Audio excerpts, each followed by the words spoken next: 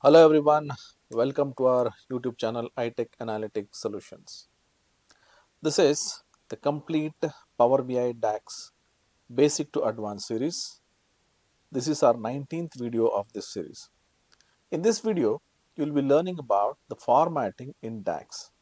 So this video will help you in enhancing the readability, maintainability and performance of DAX in Power BI. So let's see what all skills you'll be learning in this formatting in DAX video. First of all, let's understand why formatting matters in DAX. Readability. The first point is readability. That is, proper formatting makes DAX easy to understand. Next is maintainability. That is, well-structured formulas are easy to edit and also to debug. Performance.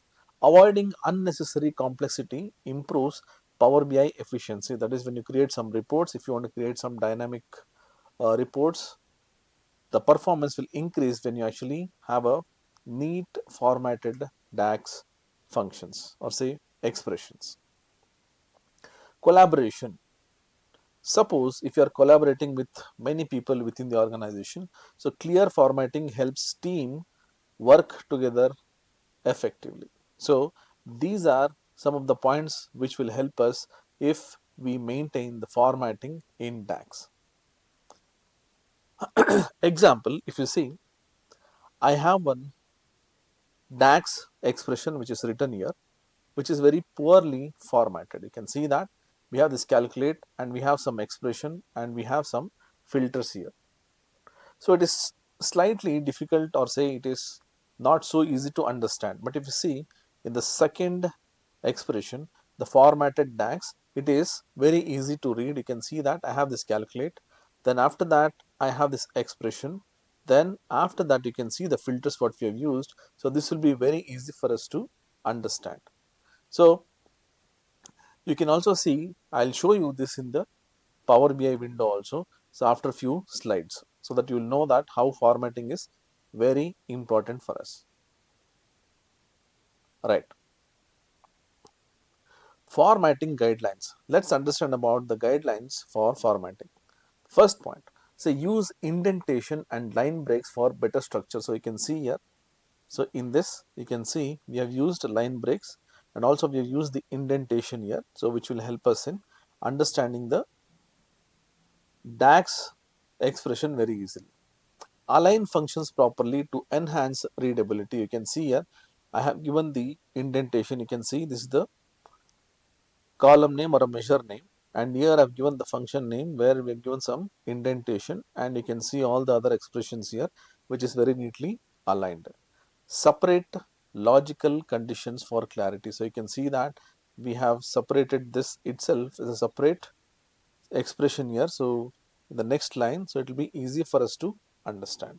So make sure that you actually follow all these guidelines so that we can easily understand, edit or debug the DAX expressions. Next, naming conventions.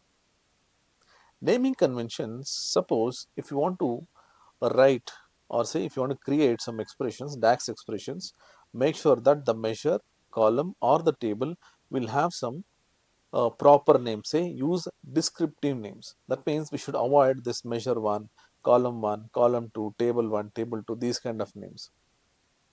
Make sure that you actually try to use underscore instead of spaces. We have seen some people giving spaces. You can see that in this we have mentioned underscore. In some of the places we have given spaces.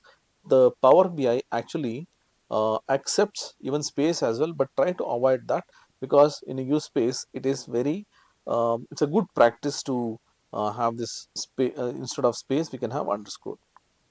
Use prefix. Say for example I'm using some table, so I can use sales underscore total, profit underscore percentage, customer underscore count. So this will help us in understanding what actually we are trying to create the reports of, what kind of reports we are creating, whether it is for sales or profit or customer. Avoid special characters and reserve words. For example, I have the reserve words sum, count, these kind of function names, and that is logical operators. So please try to avoid these kind of reserve words, special characters like hash, percentage. Anyways, it will throw error, but still do not use special characters and also reserve words. Example, you can see that, say I have this total revenue, I given this underscore, and you can see sum of order sales. Then again you can see profit underscore percentage. So we have used how to divide. So if you want, let me walk you through this. Say we are in the Power BI window. So we'll see some examples, whatever we have seen with all these 3 to 4 slides. The first thing, say for example, let me just click on this new measure. I can see this will give me measure 1. So some people what they do is directly they'll start writing the measure here. Don't do this. Delete this. Now let's say I want profit percentage. You can see I've used underscore. So we can give like this with the space as well. The Power BI will accept it, but still it is a good practice to have underscore. Profit percentage equals. Now you can expand this. You can see that my window, that is the formula bar, is getting expanded. So we can use shift enter, and use tab. You can see that it is getting indented. When I say shift enter, that means we are going to next line. Please do not press enter. Enter is to commit or say to complete your formula. We are just telling the Power BI that yes, the formula is done, please execute it. So enter is for executing or committing, but still if you want to continue, we'll go here, say we'll give divide. You can see that it says numerator, denominator. If you want to use, say, you can still use shift enter, you can use tab.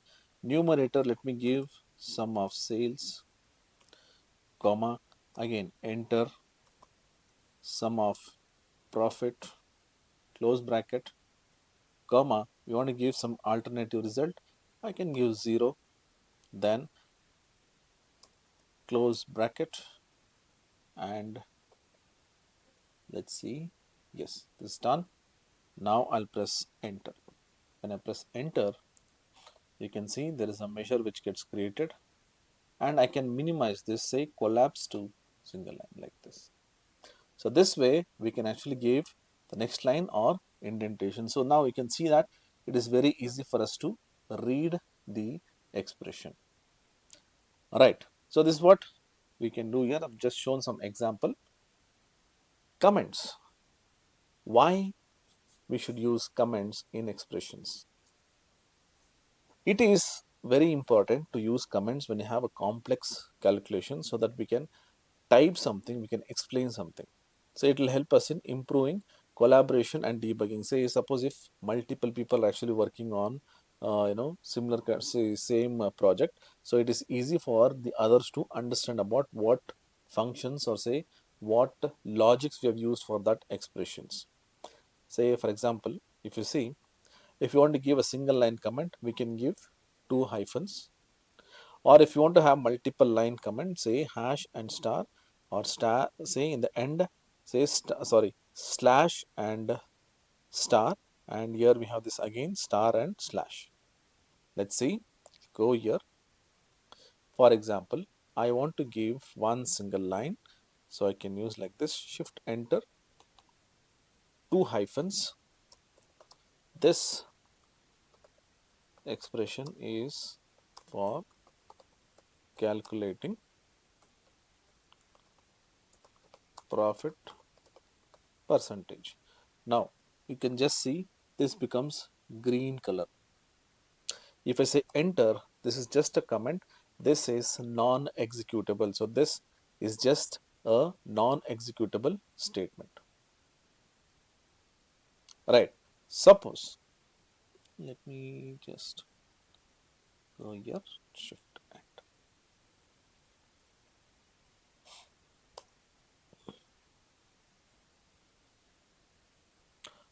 right. Okay. Now suppose if you want multiple lines,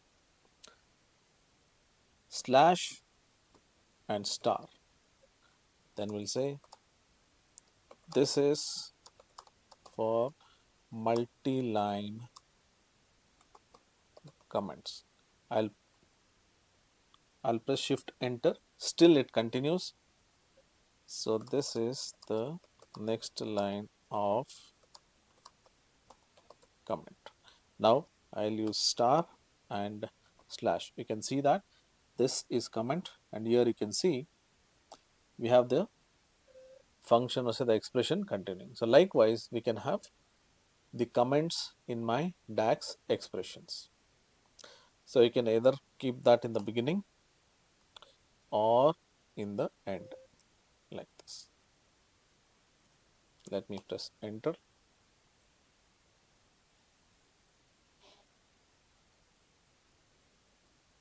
Right.